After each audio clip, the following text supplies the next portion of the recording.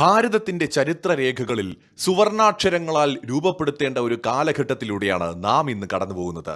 ഉറച്ച തീരുമാനങ്ങളും ദീർഘവീക്ഷണമുള്ള പദ്ധതികളും എങ്ങനെ ഒരു രാജ്യത്തിന്റെ മുഖച്ഛായ മാറ്റും എന്നതിന് കാലം നൽകുന്ന ഉത്തരമാണ് നരേന്ദ്രമോദി എന്ന ഭരണാധികാരി.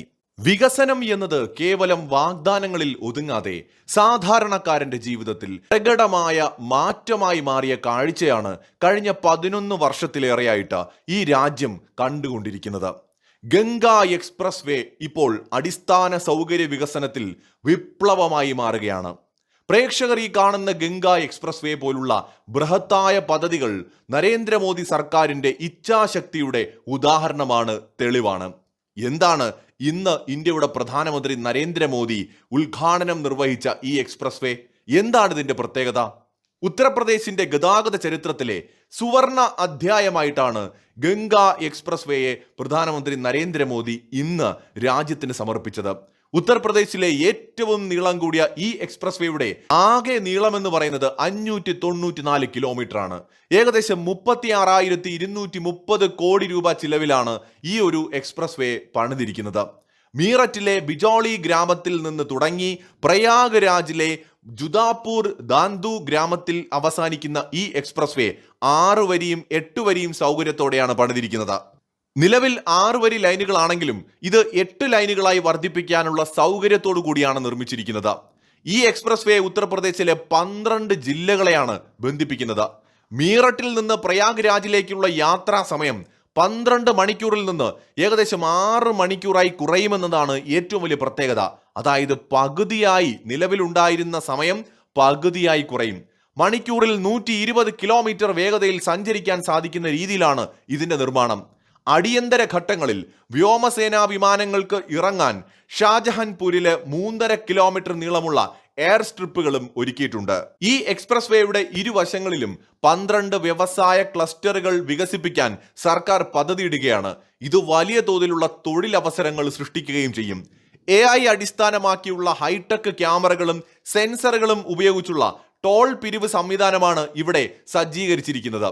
ഉത്തർപ്രദേശിന്റെ പടിഞ്ഞാറൻ മേഖലയെ കിഴക്കൻ മേഖലയുമായി അതിവേഗത്തിൽ ബന്ധിപ്പിക്കുന്ന ഈ പാത സംസ്ഥാനത്തിന്റെ സാമ്പത്തിക വികസനത്തിന് വലിയ കുതിപ്പേകും. ഇന്ത്യയിലെ ആകെ എക്സ്പ്രസ് വേ ശൃംഖലയുടെ 60% ഇതോടെ ഉത്തർപ്രദേശിലായി മാറും. ഇന്ന് വാരണാസിയിലെ കാശി വിശ്വനാഥ ക്ഷേത്രത്തിൽ ദർശനം നടത്തിയ ശേഷമാണ് പ്രധാനമന്ത്രി നരേന്ദ്രമോദി ഇവിടെ ഉദ്ഘാടന കർമ്മം നിർവഹിച്ചത്. ഉത്തർപ്രദേശ് പോലുള്ള സംസ്ഥാനങ്ങളുടെ സാമ്പത്തിക നട്ടെല്ലായി മാറാൻ പോകുന്ന ഇത്തരം ഹൈവേകൾ ഇന്ത്യയിലെ ഗതാഗത സംവിധാനത്തെ ലോക നിലവാരത്തിലേക്ക് ഉയർത്തിയിരിക്കുകയാണ്. വേഗതയാണ് വികസനം എന്ന തത്വം ഉൾക്കൊണ്ടുകൊണ്ട് വന്ദേ ഭാരത് എക്സ്പ്രസുകളും അത്യാധുനിക എയർപോർട്ടുകളും അതിവേഗ പാതകളും രാജ്യത്തിന്റെ മുക്കിലും മൂലയിലും വികസനത്തിന്റെ വെളിച്ചമെത്തിച്ചുകൊണ്ട് നരേന്ദ്രമോദി ഗവൺമെന്റ് നടപ്പിലാക്കുകയാണ്. ലോകത്തിലെ 5ാമത്തെ വലിയ സാമ്പത്തിക ശക്തിയായി ഇന്ത്യയെ പ്രതിഷ്ഠിച്ചതിന് പിന്നിൽ പ്രധാനമന്ത്രിയുടെ ദൃഢമായ സാമ്പത്തിക നയങ്ങളുണ്ട്. മേക്കിംഗ് ഇന്ത്യയിലൂടെയും ആത്മനിർഭർ ഭാരതിലൂടെയും വിദേശ രാജ്യങ്ങളെ ആശ്രയിക്കാതെ സ്വയം പര്യാപ്തത കൈവരിക്കാൻ ഭാരതത്തെ അദ്ദേഹം പ്രാപ്തമാക്കി. ഇന്ത്യയുടെ പ്രധാനമന്ത്രിയായിട്ട് അദ്ദേഹം അധികാരമേൽക്കുമ്പോൾ ലോകത്തെ 10ാമത്തെ മാത്രം സാമ്പത്തിക ശക്തിയായിരുന്ന ഇന്ത്യ ഒരു ഘട്ടത്തിൽ ലോകത്തെ 4ാമത്തെ സാമ്പത്തിക ശക്തി പോലുമായി.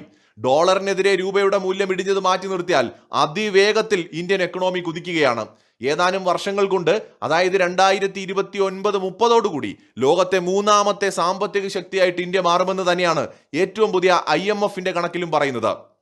പ്രതിരോധ മേഖലയിലും സാങ്കേതിക വിദ്യയിലും ഇന്ത്യ ഇന്ന് കൈവരിക്കുന്ന നേട്ടങ്ങൾ ലോക രാജ്യങ്ങളെ പോലും അത്ഭുതപ്പെടുത്തുന്നതാണ്. വികസനം വലിയ ഗ്രാമങ്ങളിൽ മാത്രം ഒതുങ്ങേണ്ടതല്ല എന്നും അത് സാധാരണക്കാരിലേക്ക്, ഗ്രാമങ്ങളിലേക്ക് നേരിട്ടെത്തണമെന്നും നരേന്ദ്രമോദി ഉറച്ചു വിശ്വസിക്കുന്നുണ്ട്.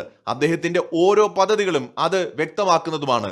ജൽ ജീവൻ മിഷൻ ആണെങ്കിലും, ഉജ്ജ്വല യോജനയാണെങ്കിലും, ആയുഷ്മാൻ ഭാരത് ആണെങ്കിലും, ഇന്ന് ആഗോള വേദികളിൽ ഇന്ത്യയുടെ വാക്കിന് ലോകം കാതോർക്കുന്നുണ്ടെങ്കിൽ അതിനു പിന്നിൽ മോദി എന്ന ജനനായകന്റെ വ്യക്തിപ്രഭാവമുണ്ട്.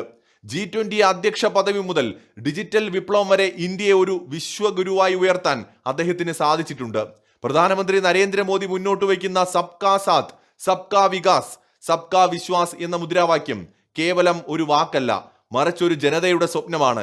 ജാതി മത ചിന്തകൾക്കതീതമായി രാഷ്ട്രം പ്രഥമം അഥവാ നേഷൻ ഫസ്റ്റ് എന്ന ലക്ഷ്യത്തോടെ അദ്ദേഹം നടത്തുന്ന ഈ പ്രയാണം ഇന്ത്യയെ 2047 ഒരു വികസിത രാഷ്ട്രമാക്കി മാറ്റുമെന്ന കാര്യത്തിൽ ഒരു സംശയവുമില്ല. കർമ്മധീരനായ ഈ നായകന്റെ കീഴിൽ ഭാരതം അജയ്യമായി മുന്നേറുകയാണ്. മറ്റൊരു വീഡിയോയുമായി വീണ്ടും കാണാം.